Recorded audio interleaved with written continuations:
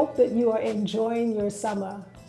Are you making time to be inspired, traveling, or doing much more small, intimate gatherings with close friends? Most importantly, I'm excited that we get to see grandparents again and spend time with our lovely golden girls and platinum guys. I'm going to ask you, though, to not rush and please continue to stay safe. If this is your first time, pull up a seat.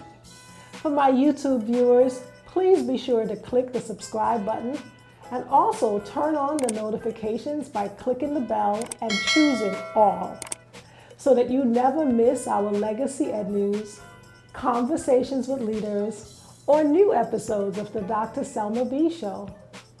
My goal for our time together is always to continuously work with you to figure out how to take the corners of life with grace and style. As I consider where we are today, let's face it, the impact of the pandemic will not just disappear. However, we should see a win from the pandemic, which is the heightened awareness of the importance of voice. So for today's show, I wanted to spend our time together talking with you about voice. Why this topic? I chose this topic today because there is so much in the news that we may not realize connects to voice. We need to have deeper convictions to unpacking and making sense of issues. For example, when we examine the hashtag #MeToo movement, and we know that the cases that makes the news, but there are countless others that won't make the headlines. I know for a fact that people often whisper to themselves and say in their conversations, why didn't those women speak up? Why didn't others speak up when they become aware of injustice? It doesn't have to be as extreme as sexual harassment. Work environments are toxic because people feel devalued and often don't feel like they have a say in what's happening to them in their workplace. And let's not forget, our love relationships are rooted in culture, tradition, and religious beliefs, and they have a significant impact on power and control in our relationships and in our lives. I also chose this topic because I find that the issues we face in our broader society also play out and have implications for teaching, learning, and leading. As a company, our core work is about helping our educators develop strong relationships. First, we want our educators to know themselves and then to be able to build strong and professional relationships with students and families. You have to seek to understand rather than always being understood. However, you can't have meaningful relationships if we don't value each other and if you have not been allowed to speak your truth. Our ingrained belief is that voice is verbal and it is often seen as resistance, especially from adolescents and teenagers. Voice is in fact our ability to effectively tap into our given power that comes from within. It is the profound expression of what we know and understand and what we internally seek. How it manifests and demonstrates itself, whether or not you believe that you are empowered to control the things in your life. Let's get to unpacking. I want to start off with challenging our ingrained beliefs about voice as we consider our children and our young people. As parents, educators, and adults, we have power. So when we're trying to get our child to do something, whether at home or in school, and they react with, make me, or you can't tell me what to do. From our position of power, we see it as defiance and being rude. Don't speak back to me. And as a parent, we throw our weight around and say things like, I brought you into this world. I'm going to take you out. Resistance is not a bad thing. As a parent and educator, we don't want to believe that our children have any reason to rebel. What we have to realize is often what they are trying to say, but don't know how to say, is that they want to be independent.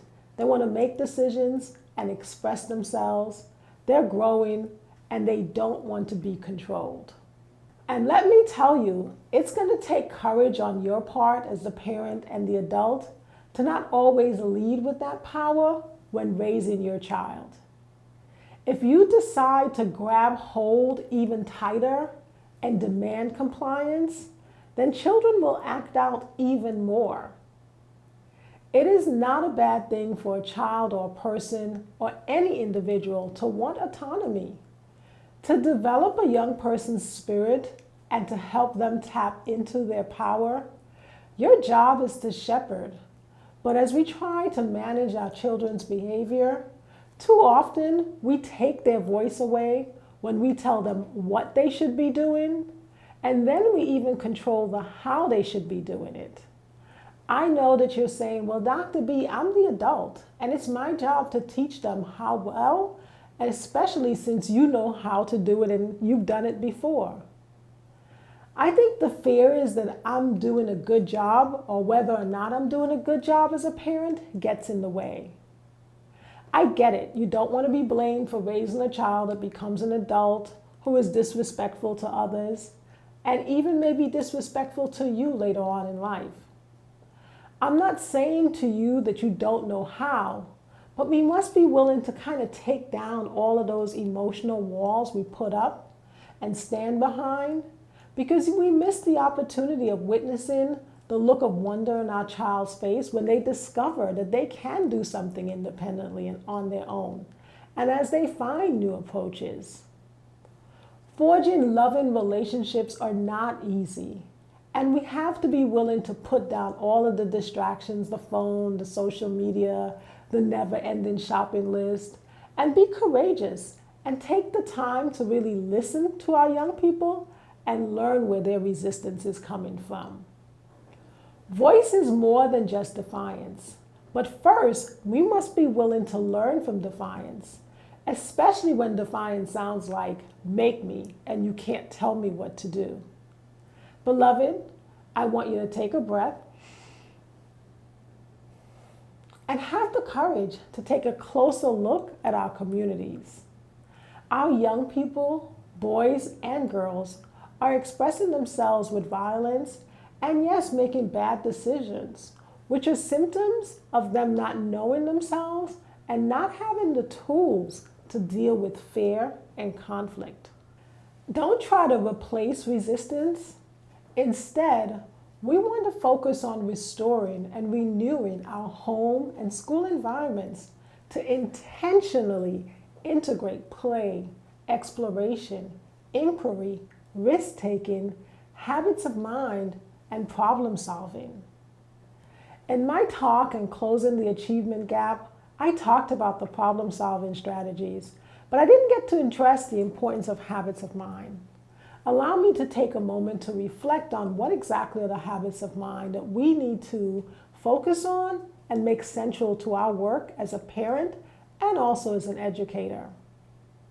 I invite you to connect with me to learn more about how we may help educators and parents make sense of these, which include generating questions, comprehension, developing academic vocabulary, analyzing, summarizing, synthesizing, and most important, also reflecting. Let's talk a moment about generating questions. We often think of a person as being confrontational if he or she asks too many questions and challenges the status quo.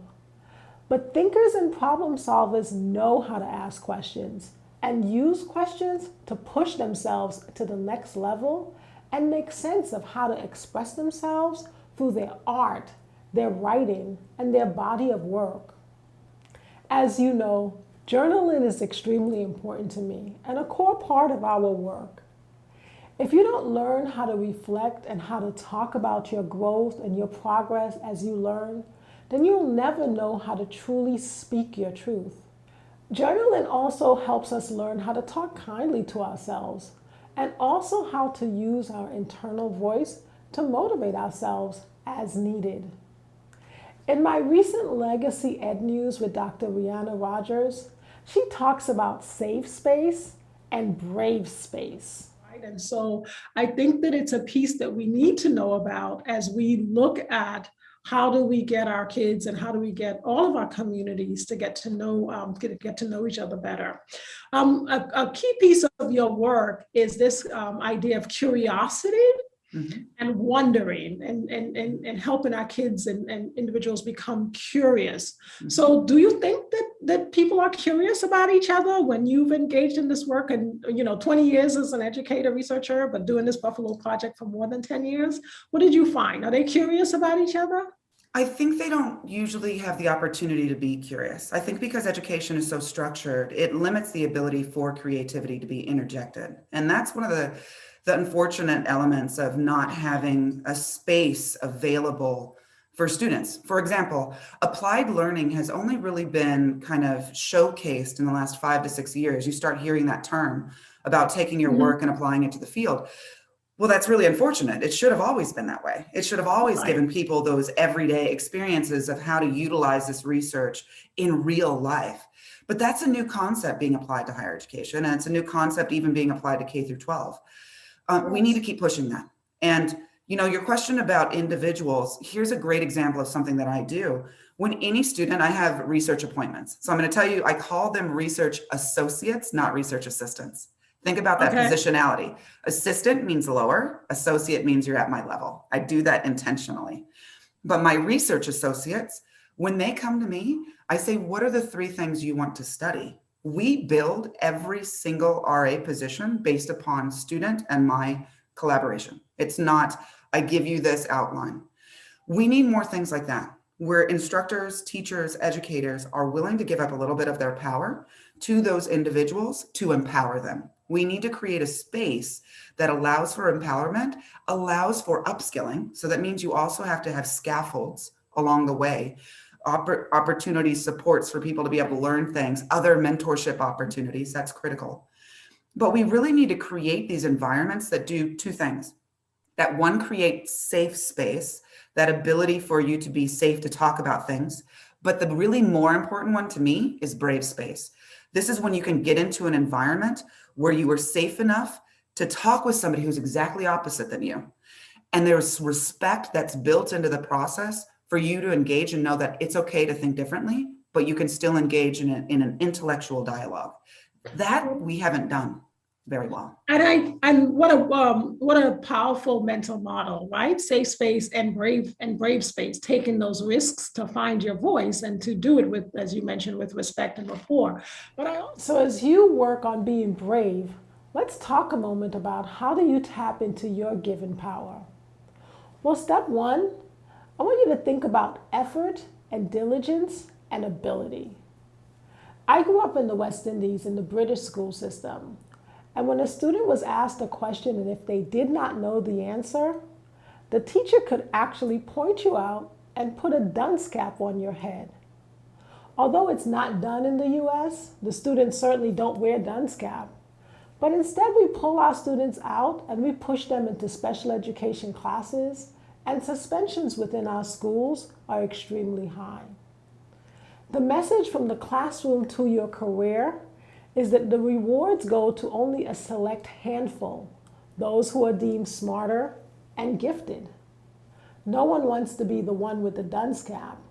And it tells us that the focus is only on ability. However, to tap into your inner strength, you also have to believe that everyone can and will succeed.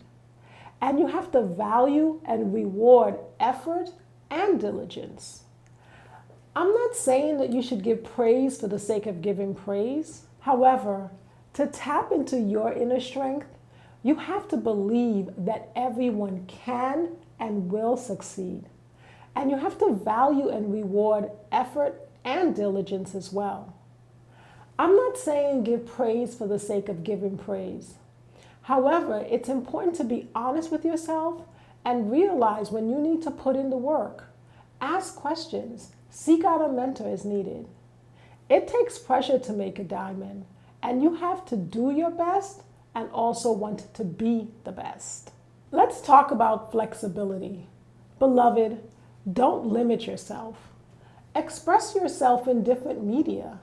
Speak your truth through your body of work and allow it to take different forms. Find new and creative ways in technology, art, music, comedy, writing, film. The world is yours. You must also know that you have the power to affect change on a very personal level. You can also use your voice to affect change in your community, in our society, and on a global level. It's also important that we train our voice to be compassionate and kind to ourselves. At the end of this journey, when you're alone with your thoughts, please take a moment and don't dwell in the past.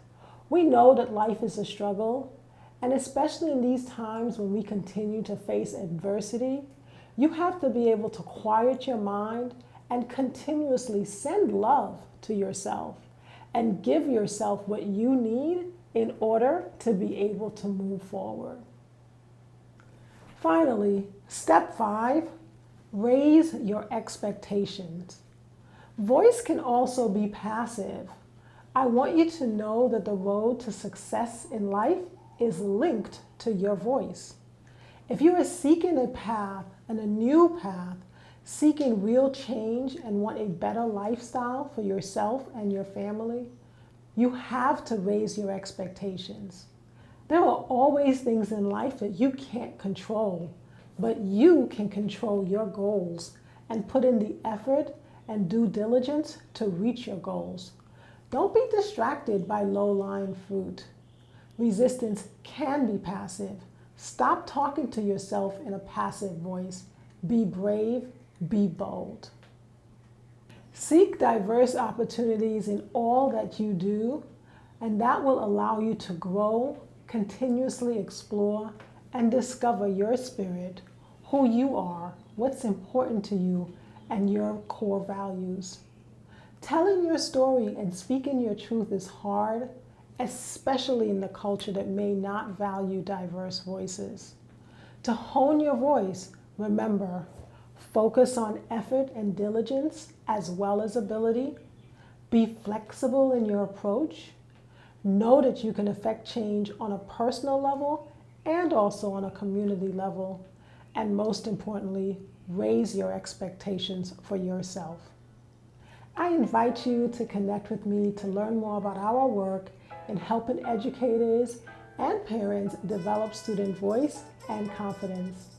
Also, be sure to check out one of our previous shows on purpose, confidence, or our Legacy Ed News or Community Conversations with Leaders webinar series. Remember, help me break the YouTube glass ceiling and be sure to like and hit the bell to subscribe. Beloved, also, thanks in advance for sharing some of your summer photos with me. Love you for watching. Saying thanks is not the same as giving thanks, and I give thanks for you.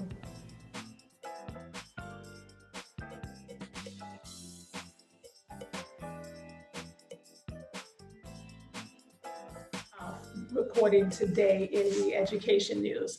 And so now we get a chance to get to know Dr. Young, and we put no barriers on this, Dr. Young. The idea is for us to get to know you and to hear your opinions on the latest topic. And in this case, I think everyone is talking about the election news and the implication for us as educators. I'm going to go back to you. Okay, thank you. And I guess what I would like to do is connect with some of the things that you identified nationally, but also to place them in the context of the excitement of the moment. Mm-hmm. There are a few things that are occurring right now. Everyone is very excited about the potential and possibility of the president-elect Joe Biden and Kamala Harris they're being elected. And I would say as someone who's been in the business of education, I'm very excited about the possibility and the potential of this administration. However, there is also the other side of that, and that is COVID-19. And I think what I would like to begin with is, as we all know, COVID-19 is devastating all across America, but it also did something else. It magnified a set of conditions that had long existed throughout American history. And so if you were to say to me, what do I think are the most important issues in this moment? And I say moment, and I'll explain why I use that term, are the issues of diversity, equity, and inclusion. Yes. And so what I would caution educators to not do is think of solutions in terms of silver bullets, because what I'm convinced of and what experience has taught me is that there is no one silver bullet, and that we have to understand, and I'll just use this one finding of COVID, and I'll use New York State. We know in New York State that COVID-19 impacted different demographics very, very differently. Yes. Right? We know that the impact of COVID-19 on Black, Brown, and Indigenous New Yorkers was very, very different than it was with the rest of New York, right? We Yes. also know that that's the same demographic that had the greatest disparities prior to COVID-19 in terms of health, in terms of employment, in terms of housing, and in terms of education, mass incarceration. Yes. And so we know this. And so the idea of being able to report on this kind of racialized analysis without providing racialized solutions, in my mind, is where we need to begin. And that's why I said that we need to have a comprehensive view around what I would call the issues related to diversity, equity, and inclusion. I think those are the three big policy levers that we have a moment to get right. And I believe we only have a moment. I mean, if you just think of what's happened, yes, there are those places that are managing remote learning and providing the kinds of support that young people need. But we know all across America, all across New York State, there are young people that right now are experiencing an interrupted education. Absolutely. And so the question becomes, how do they make that up, right? How do they make that up? How do we use the knowledge that we have to figure out how we can fast track the pace of learning so that we don't lose a generation of young people? And so for me, the issues of diversity, our state, like America, is increasingly more diverse. It's never going to be less diverse. And so we have to think through not only how do we provide and ensure diversity in the workforce, but we also have to be willing to be more accepting of other people's truths. So that would suggest that there needs to be a diversity of ideas. And you can't have that unless those people who are making decisions, who are at the table, represent the diversity of the state.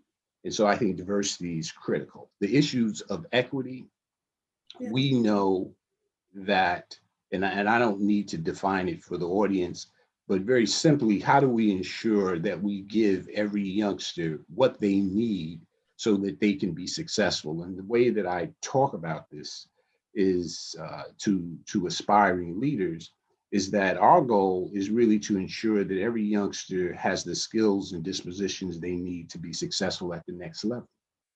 And just think for a moment, if that were the topic of conversation in schools and districts, how might that change what we currently do, right? How would that change if we said that we were going to look at middle schools, elementary schools, high schools, not in terms of do you pass the state test, but do you have the skills and dispositions necessary to be successful at the next level? And that would